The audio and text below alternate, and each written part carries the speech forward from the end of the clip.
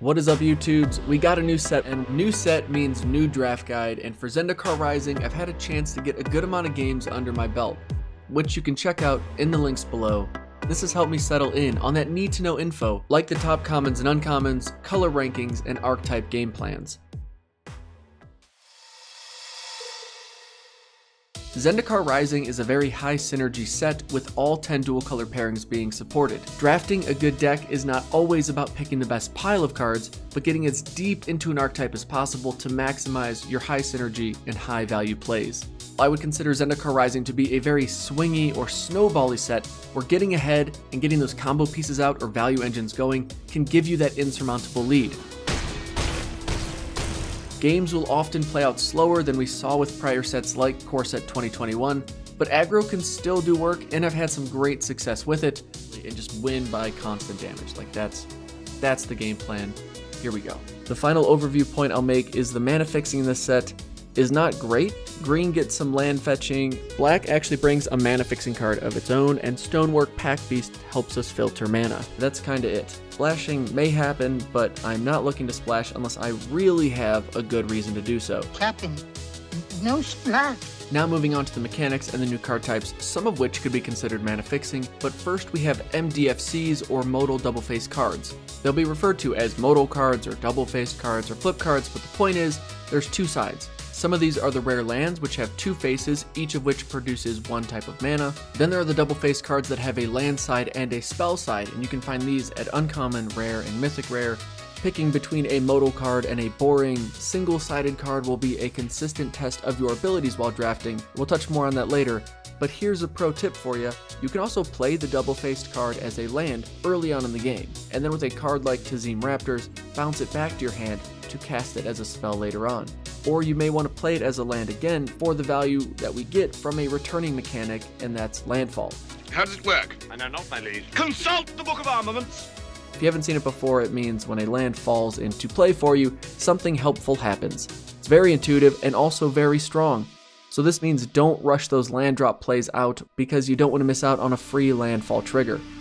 Kicker is also returning, and I'm a big fan of this mechanic. It adds flexibility, value, and scalability to just about everything we're doing, so I'm happy to see it return once again. The last mechanic is a new one, and it's the party mechanic, having creatures in play that are clerics, rogues, warriors, and wizards can give our spells bonus value or a discounted casting cost. I really just like this mechanic. I like that D&D is making its way more into Magic, and you really don't want to discount the impact that this mechanic can have on the spells you play, because you shouldn't undervalue friendship. And now I know for sure, I just added 2 more guys to my wolf pack. Now onto the solo color rankings and the top commons and uncommons for each.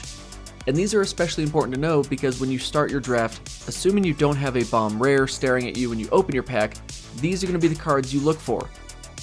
The top solo color is blue. It is flush with playables and is all around great in the set. Top commons are Into the Royal, Tazim Royal Mage, and Bubble Snare. Bouncing or locking something down with a lot of 1/1 counters on it, it just feels right. Top uncommons are Umara Wizard, Roost of Drakes, and Wind Rider Wizard. All of these provide a ton of value. The second color is black. It is packed with removal, as we see all 3 top commons are removal, with Feed the Swarm, Vanquish the Weak, and Deadly Alliance. If you're looking for a top creature, an honorable mention would be Malakir Blood Priest. It just does work. Now for the uncommons, Black Bloom Rogue, Blood Chief's Thirst, and Scion of the Swarm are good creatures with more removal, so what more do you really need? White is third. It has strong cards, but the strength and synergy within this color is a bit shallower than our top 2 colors. The best commons are Expedition Healer, Nahiri's Binding, and Shepherd of Heroes.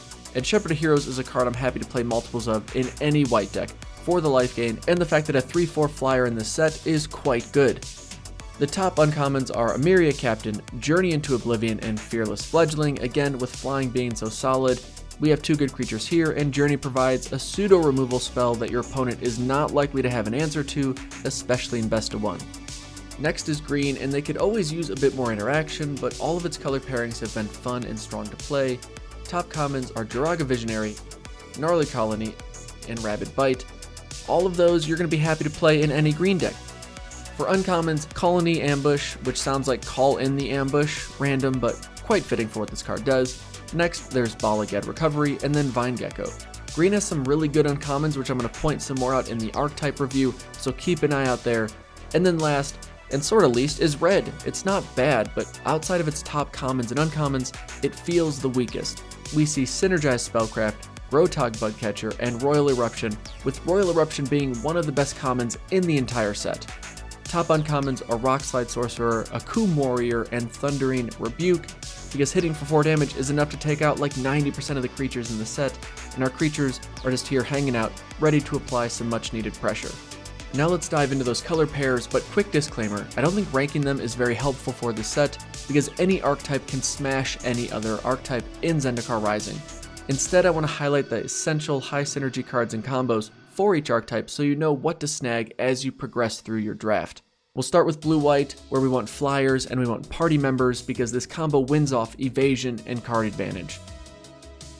Early plays like Expedition Healer or Tazim Royal Mage are great on their own while being a relevant creature type, which then helps our gold cards and our rare like Squad Commander really reach their full potential.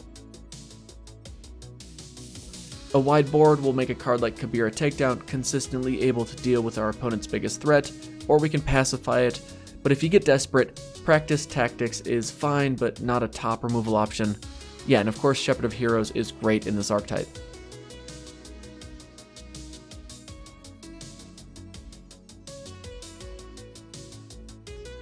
For white-black, there's Cleric Tribal, and this is my frontrunner for strongest archetype because it only needs commons and uncommons to dominate a game, and the Cleric Tribal and life gain support in the set is quite good. I'd be happy to risk taking the Gold Cleric at uncommon to start a draft. This archetype has plenty of awesome and annoying combos as well, with Core Celebrate and Marauding Blight Priest, because now we don't even need to attack, we can just drain our opponent down. Also, Attended Healer is great, as is Relic Vial, and together they are amazing, because Attended Healer is our cleric to activate the vial, meaning we can now sack our tokens to draw a card, get another token back, gain a life, and drain our opponent. Next is White-Red. This color pair benefits from being on the play and curving out. Nahiri is here to focus on warriors and equipment, but what's our goal here? We want to snag those early plays as soon as possible, like Grotog Bugcatcher, or removal like Royal Eruption. Then we can grab a couple equipment late in the packs because it's unlikely any other archetype will care about them. And even though I'm woefully underwhelmed by the equipment in the set, the fact that when they ETB we get that first equip for free helps keep our aggro game plans moving. We just need to make sure we have creatures in play, which means we need to prioritize having a plethora of 2 and 3 drops available in our deck.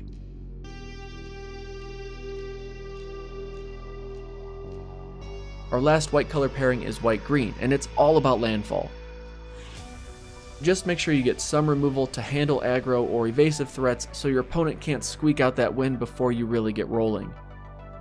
We have some of the strongest rares for limited in the archetype, with Felidar Retreat and Scoot Swarm.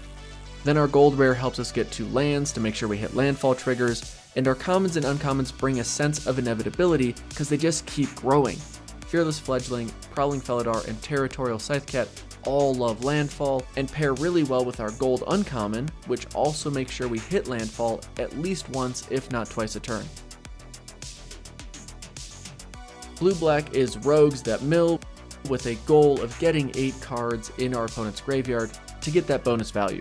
What I like about this archetype is how flexible it is. You can really dive into the rogue and mill synergies with other evasive creatures like Nimana Skydancer, Merfolk Windrobber, and Seafloor Stalker. That's the route I like to go, especially if I end up with an early rare like Zareth or Nighthawk Scavenger, but I've also had success just going blue-black wizards and building around combos with Tazim Royal Mage and Blood Beckoning. Multiple copies of Royal Mage means I can all but nullify my opponent's removal and never run out of creatures or spells. Whichever way you go, this is a very fun and strong color combo. Blue-black is quite similar to blue-red, which is even more focused on wizards and spells matter type synergies. My game plan in this archetype is to start with drafting solid playables like removal in red or blue, and then settle on the archetype when we find payoffs like wizard flyers. Either deck is also going to love a copy or 2 of Relic Amulet. This is one of the most powerful uncommons in the set when used in the blue-red or blue-black archetypes, because it turns everything else we are playing into bonus removal, which in Limited is a huge problem for our opponent. Since everything else should be interaction, removal, or card advantage, you may run as few as 13 or so creatures, but just try to not play too many expensive spells because you want to be able to do multiple things in a turn. Blue-green is another strong archetype in the set, and it is focused on kicker spells. Our gold cards are both great and highly desired in the deck, but besides these, there are two other cards I have to mention. Roost of Drakes is at the very least a 4-mana 2/2 flyer, and that's not bad. The fact that every time we kick another spell means we get another 2/2 flyer makes it an absolute bomb and another frontrunner for the best uncommon in the set. Another card that will ruin your opponent's day is Taunting Arbor Mage, because board stalls can happen, but this makes sure that you can just get all those other creatures in for the win. Now you do get blown out by a bounce or removal spell, but I think the risk is well worth it. Other good early pickups are Vine Gecko, Gnarly Colony, and Tazim Royal Mage. And lastly, you can pick up Risen Riptides really late in packs, since no one else but the blue-green deck probably wants them. Now black-red competes with white-red for the most aggro color pair in the set. The gold uncommon equipment is okay, but our heartbeat stealing rare is something to be much more excited about. And to be honest, I just like black-red a lot more than white-red, and here's why. You can go turn 1 Fireblade Charger, into turn 2 Pack Beast, into turn 3 Ardent Electromancer, who then adds 3 red mana, which lets you cast Shatterskull Minotaur thanks to the party discount, into your opponent, scooping on turn 3. Yeah, this is all mono red and requires the ideal starting hand, but I like our backup plan in this archetype more with black-red, because we can go turn 2 Party Creature, into turn 3 Electromancer, and that lets us get another free 2-drop down.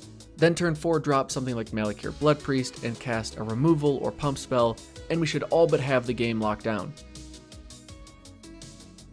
Also, we have the most removal in the set available to us here, so getting in for damage should never be a problem. Then there's black-green, which is a personal favorite archetype because it can do anything in the set. Kicker, landfall, 1/1 counters, whatever you want. But that also makes it one of the more difficult ones to draft because you can end up with a pile of cards without a core focus. I usually wind up here because I find some nice early black removal or good creatures in green, and then can pick up mid to late pack Iridescent Horn Beetles or a Moss Pit Skeleton, and that's what can help me focus in and find my lane. Nissa is also pretty great too.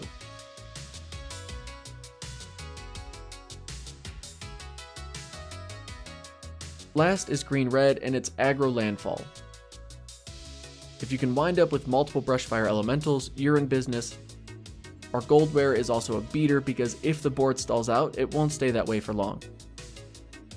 Picking up some mid to late game value picks like Kazul's Fury or Skyclave Pickaxe. And the common theme with red is getting enough 2 and 3 drops to help me curve out consistently. Yeah, it's still key in this archetype as well. The last thing I'll say is I don't mind main decking a copy of Broken Wings in green decks because flyers are a very real and consistent threat in the set, and any other enchantment or artifacts this could hit could very well save you from a very frustrating loss. My final notes for you before jumping into a draft is don't chase that initial first rare or bomb you picked. You need to find the open lane more than anything, and don't get discouraged if that first pick doesn't line up with that lane. Staying open early is wise. Also, I really like Pack Beast and think this is a fantastic card that will be drafted higher and higher the more we draft this set. The same goes for the modal double-faced cards. These should often be valued high and almost higher than most single-faced cards. Now for land counts in decks, I always start at 17 basic lands. If I'm in a heavy landfall deck, I count the modal cards more as spells, meaning I'm playing 17 basics, and probably 2 modal cards as additional potential lands. If I'm aggro, I may only play 15 or 16 basic lands, and then let my modal cards fill in the gaps to get me up to a total of 17. Again, the flexibility of these modal cards is great, and they are definitely going to help you in building your deck, so prioritize them highly. Alright friends, that's going to do it for the draft guide. If you have any questions I can help you with, let me know in the comments, and you can help me out by clicking that like button, subscribing, and commenting with your favorite archetype in the set.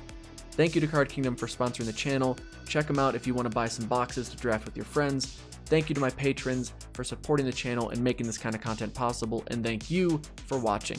We'll see you in the next video. Take it easy. Peace.